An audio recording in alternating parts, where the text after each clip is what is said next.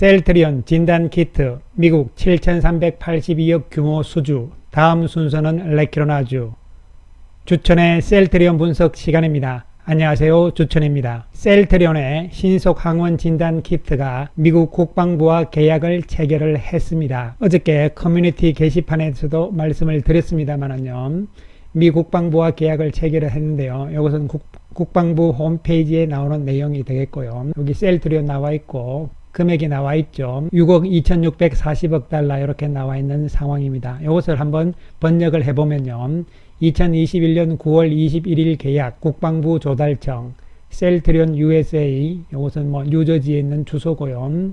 6억 2640억 달러. 그 다음에 에버트는 미국 회사입니다. 미국 다국적 기업인데요. 5억 5440억 달러죠. 신속 항원 진단 키트 무기한 납품, 무기한 수량 계약을 각각 수주를 했습니다. 이번 건은 7개의 응찰을 받은 경쟁 입찰이었고 옵션 기간이 없는 1년 계약, 사용 지역은 미국 전역, 종료일은 2022년 9월 16일, 납품처는 보건복지부, 지출 유형은 국방부의 운영자금이다 이렇게 나와 있는 상황이죠. 이에 대해서 오늘 셀트리온 측에서 보도자료를 발표를 했습니다.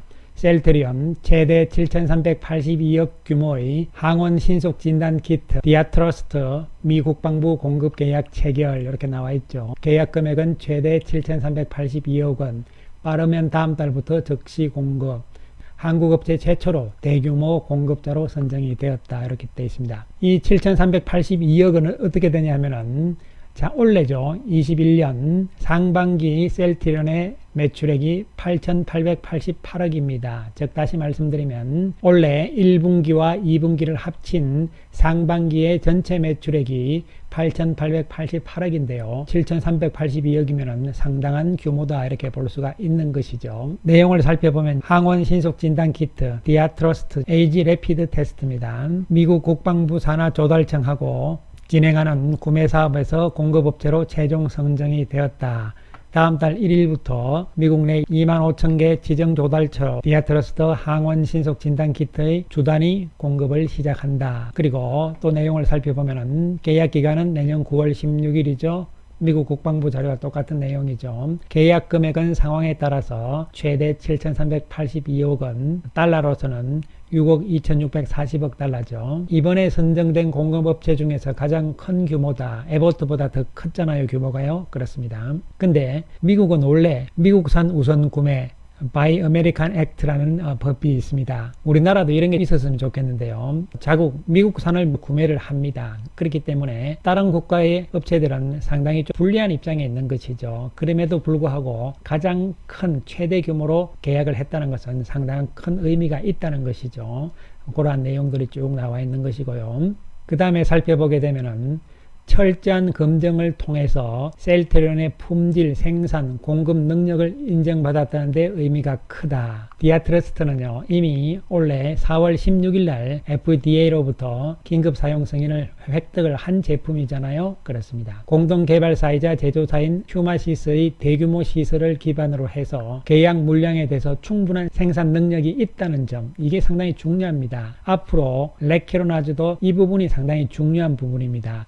공급 물량, 생산 능력이 충분히 있느냐가 중요한 요소가 될 수가 있는 것이죠. 셀트리온 USA도 역시 미국에서 3년 동안 좋은 그러한 실적을 보였잖아요. 이런 부분들이 강조가 돼서 결국은 계약을 따는 데 성공을 했다. 디아트러스트는 15분 이내에 그리고 추가 장비 없이 바로 감염 여부를 확인을 할 수 있고, 민감도 또한 93.3%, 특이도 역시 99.90%, 정확성이 상당히 높다는 것이 중요한 핵심 기술력이 될 수가 있는 것이죠. 이에 따라서 가정용이 아니고요, 현장형이다. 현장에서 신속 항원 진단 키트다 이렇게 보시면 되는 것이고요. 중요한 것이 셀트리온 회사 자체가 미국에서 이제 그리고 전 세계적으로 대외 신뢰도를 상당히 더욱더 공고히 할 계획이다. 이런 부분이죠. 이것은 결국 그 다음은 이제 유럽과 미국으로 가는 레키로나주가 된다 이렇게 생각을 하시면 되겠습니다.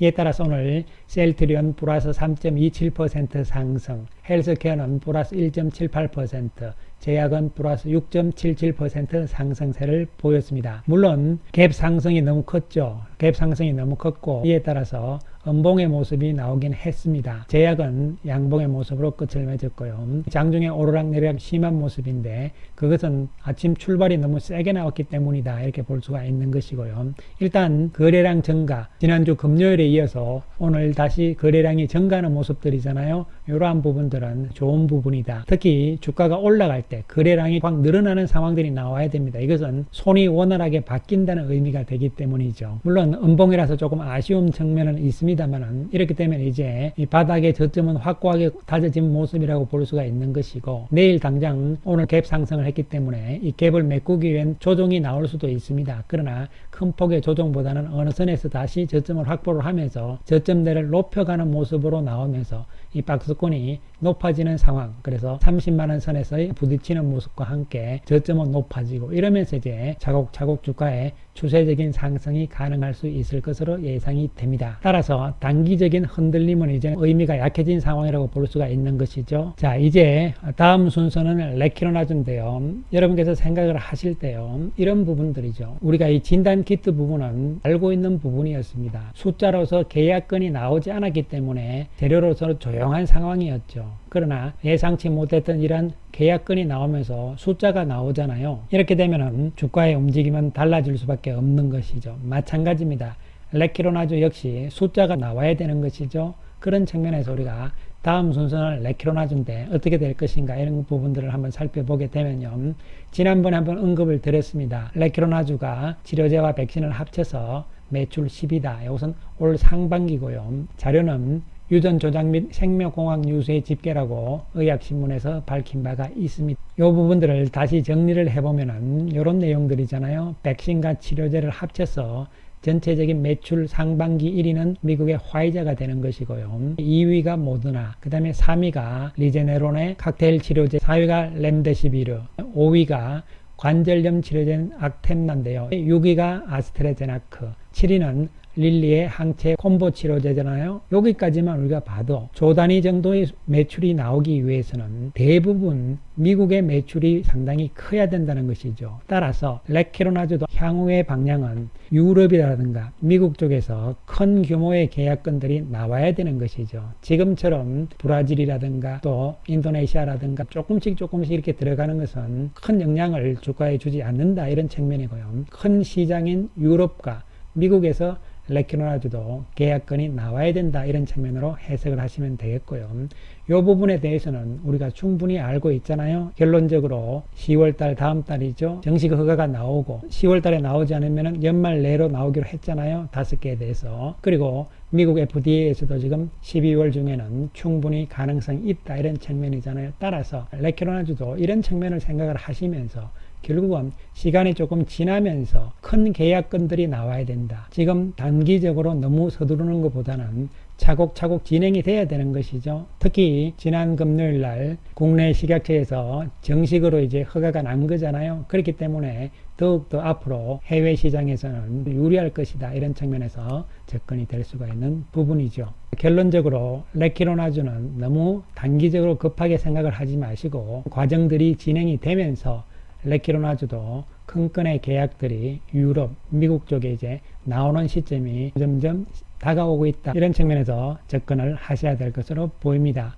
이와 같이 진단키트 대단한 규모잖아요. 이런 측면을 생각을 하시면서요. 한편 오늘 로이터 통신에서 나온 내용들을 보면요, 22일자죠. 9월 22일자인데요. 릴리가 유럽의 국가에 최대 22만 도즈의 항체 콤보 치료제를 공급 계약을 했다는 보도가 나왔습니다. 이 부분이거든요. 이와 같이 22만 도즈면은 규모가 크잖아요. 만약에 이것을 150만원으로 가정을 하면은 3,300억이 되는 것이고 200만원으로 가정을 하면은 4,400억이 되는 것이잖아요. 큰 규모들이 나와야 되는 것은 유럽 그리고 미국이다 이런 측면에서 접근을 하셔야 되고, 이러한 부분들이 나오게 되면은 그 외의 지역에서도 계속적으로 수출 계약이 나올 수밖에 없다 이런 측면에서 접근을 하시면 되겠습니다. 일단 릴리는 지금 유럽하고 계약을 체결을 했잖아요. 그럼 이제 레키로나주는 어떻게 될 것인가, 다음 순서가 되는 것이죠. 이 부분에 대해서는 내일 영상에서 좀 더 상세하게 말씀을 드리도록 하겠습니다. 셀트리온 오늘 외국인들 매수가 633억의 매수가 나온 상황이고요. 거래량 증가에 좋은 모습으로 보입니다. 이제 30만원 선에 나오면은 단기적으로는 한번 조정이 나올 수 있는 시점이 왔다 이런 측면이고, 오히려 내일 미리 조정을 좀 받아주면은 더 좋은 모습으로 해석이 될 수도 있겠습니다. 주가가 오늘 갭 상승을 함으로 인해서 공매도는 5만 주로서 늘어나는 모습이 나타났고요. 외국인들 22만 주 매수, 기관들은 3만 4천 주 매수 우위를 보인 상황이고, 개인들이 매도하는 모습이 나왔습니다. 창구별로 보시면 모건 스탠리가 10만 주 넘게 사는 모습이었고요. 메릴린치가 3,400주 매수하는 모습이었습니다. 이에 따라서 외국계 창구를 이용하지 않는 외국인들 매수가 더 많은 모습으로 해석할 수 있는 것이죠. 또한 헬스케어는 외국인들이 74억의 매수 우위를 보였습니다. 역시 갭 상승 이후 음봉의 모습으로 마감이 되었습니다. 이제 고점이 거의 다가온 상태이기 때문에 단기적인 매도 물량들은 어느 정도 나올 상황으로 해석을 할 수 있는 부분이죠. 공매도는 지난 금요일에 비해서 줄어드는 모습이 나타났고요.